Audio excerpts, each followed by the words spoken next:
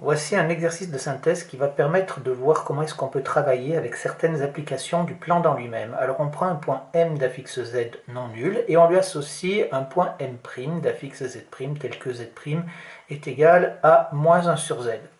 Alors on commence par faire quelques exemples. Ces exemples sont extrêmement simples, donc je les reprends, je préciserai juste les petits détails. Donc ZA égale moins 1 plus I, on calcule l'affixe de l'image du point A, c'est-à-dire l'affixe du point A', moins 1 sur ZA, c'est un calcul avec la forme algébrique, ça ne pose absolument aucun problème. Ça nous fait 1 demi plus 1 demi de I. Pareil pour ZB avec la forme exponentielle, donc ici 1 demi de exponentielle i pi sur 3. Ici on travaille bien entendu avec la forme exponentielle et ça nous fait moins 2 exponentielle de i pi sur 3.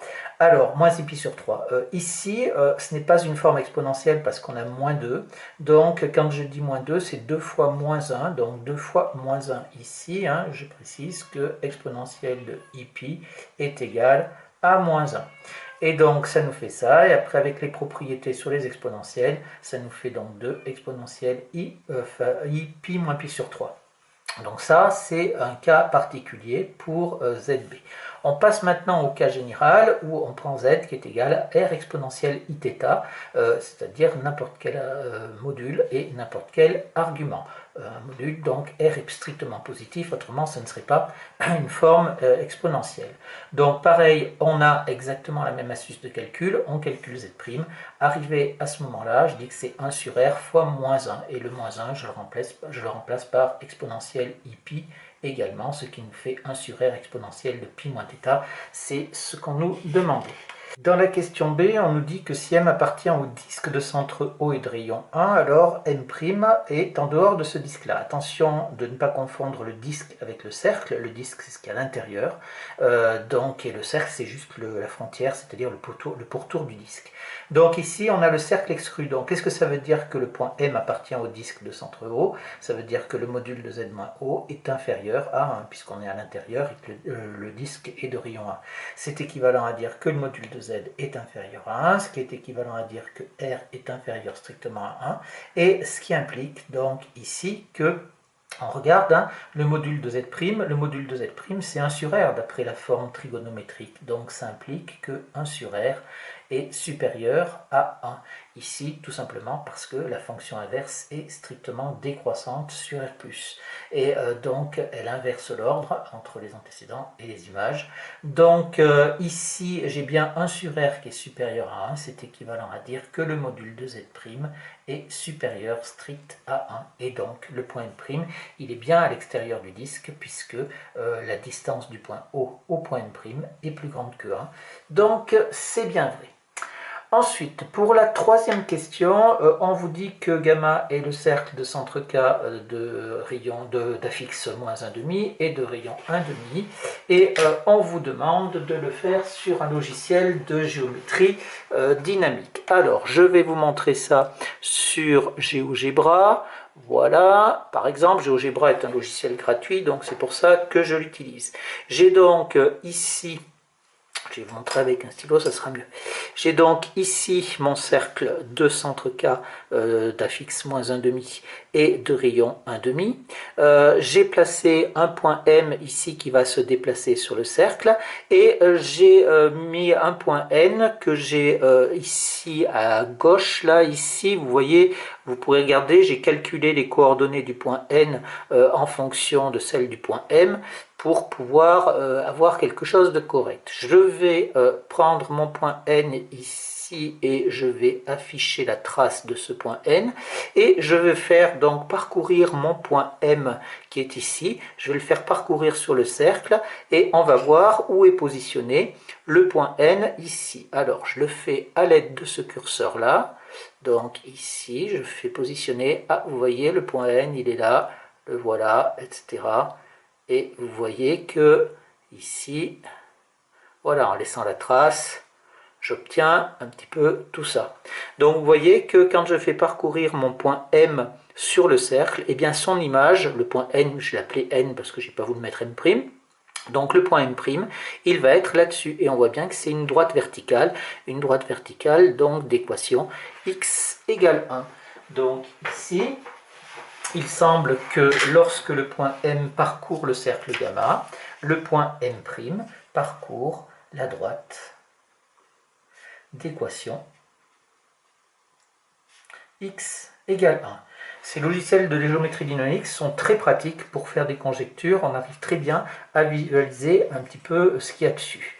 Donc le petit c, on nous demande de trouver l'équation cartésienne du cercle. Alors pour l'équation cartésienne du cercle, on va dire que un point M pardon, d'affixe z égale x plus y appartient à gamma, ça c'est équivalent à dire que le module de z moins zk est égal au rayon, c'est-à-dire 1/2. C'est équivalent ici pour les calculs, je vais passer par le module au carré, donc de z moins zk au carré est égal donc à 1/2 au carré, c'est-à-dire à 1/4. C'est donc équivalent à dire que le module de x plus y, donc moins zk, ça nous fait plus 1/2, est égal à 1/4. Et au carré, j'ai oublié mon carré ici, et c'est équivalent à dire, donc ici ça me fait x plus 1/2 au carré, ça c'est la partie réelle, plus la partie imaginaire, c'est y au carré, qui est égal à 1/4. Quand on obtient ça, on développe notre identité remarquable, ça nous fait donc x au carré plus x plus 1/4 plus y carré, qui est égal à 1/4. Bien évidemment, les 1/4 se simplifient. C'est équivalent à dire que x au carré plus x plus y au carré est égal à 0. Donc voilà comment est-ce qu'on obtient l'équation du cercle. On pourrait utiliser le cours aussi directement et la formule vue en classe de première pour avoir l'équation du cercle. Ça marche également. Donc on a cette équation de notre cercle gamma qui est ici.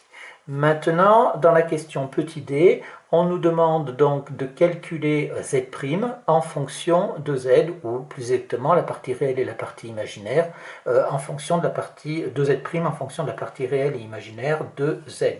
Alors, on prend z' égale x' plus y', et je le calcule en disant que c'est moins 1 sur z. C'est un calcul simple avec la forme algébrique, c'est pour ça que je l'ai fait.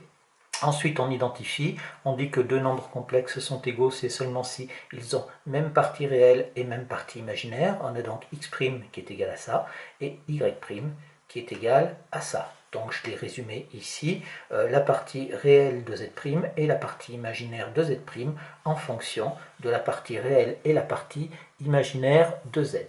Enfin, qu'est-ce qu'on veut? On veut valider ou invalider la conjecture que l'on avait fait, c'est-à-dire que le point M' parcourt la droite d'équation x égale 1. Donc, en fait, si on veut montrer ou pas, il faut regarder donc si x' est égal à 1 ou pas. Donc ici, on veut montrer que x' égale 1. Alors, qu'est-ce qu'on va faire?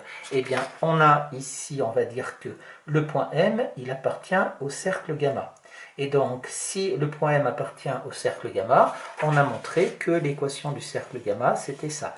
Donc, c'est équivalent à dire que x au carré plus x plus y au carré est égal à 0.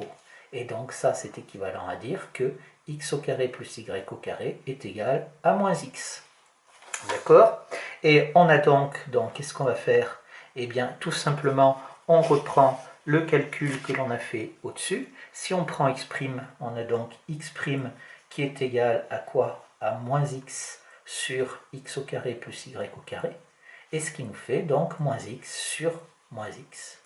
Et ça nous fait est égal à 1. Alors c'est bon même sur moins x puisqu'on sait que x et y sont différents de 0. Et donc on a démontré que donc, le point M' est bien un point de la droite d'équation x égale 1. Donc la conjecture est validée.